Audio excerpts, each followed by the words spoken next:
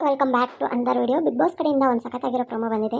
Promo ಏನಪ್ಪ ಅಂತಂದರೆ, secret ರೂಮಲ್ಲಿರೋ Rakshita ಮತ್ತು ಧ್ರುವಂತ್ ಅವರು ಬಂದು ಮನೇನ ಯಾವ ಥರ ಚೇಂಜ್ ಮಾಡ್ತಿದ್ದಾರೆ, ಆಮೇಲೆ ಅಲ್ಲಿರೋ ಸ್ಪರ್ಧಿಗಳಿಗೆ ಏನು ಮಾಡಬೇಕು ಅಂತ ಹೇಳ್ತಿದ್ದಾರೆ ಅನ್ನೋದನ್ನು ಕ್ಲಿಯರ್ ಕಟ್ಟಾಗಿ ಇಲ್ಲಿ ಕೊಟ್ಟಿದ್ದಾರೆ.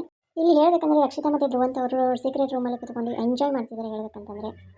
ಸೊ ನಿನ್ನೆ ನೋಡಿದರೆ ಎಷ್ಟು ಕೆಟ್ಟದಾಗಿ ಜಗಳ ಮಾಡಿದ್ರು, ಇವತ್ತು ನೋಡಿದರೆ ಎಷ್ಟು ಖುಷಿಯಿಂದ ಎಂಜಾಯ್ ಮಾಡ್ತಿದ್ದಾರೆ. ಒಬ್ಬ ವ್ಯಕ್ತಿಯಾಗಿ ಒಬ್ಬ ಯಾರೇ ಆಗಲಿ ಒಂದು ಸಿಚುವೇಶನ್ ನೋಡಿ ಜಡ್ಜ್ ಮಾಡಬಾರ್ದು.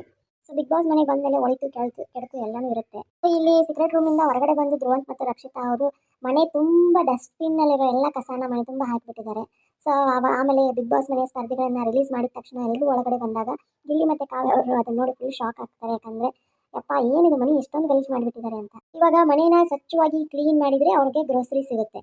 ಸೊ ಅದು ಇವತ್ತು ಈ ಕೊಟ್ಟಿರೋ ಟಾಸ್ಕ್ ಬಂದುಬಿಟ್ಟು ಪ್ರೊಮೋದಲ್ಲಿರೋದು ಅದೇ. ಸೊ ಅಯ್ಯೋ ಪಾಪ ಅನಿಸುತ್ತೆ, ಬಟ್ ಲಕ್ಸುರಿ ಬಸ್ ಪಡ್ಕೋಬೇಕಂತಂದರೆ ಮಾಡಲೇಬೇಕಾಗತ್ತೆ.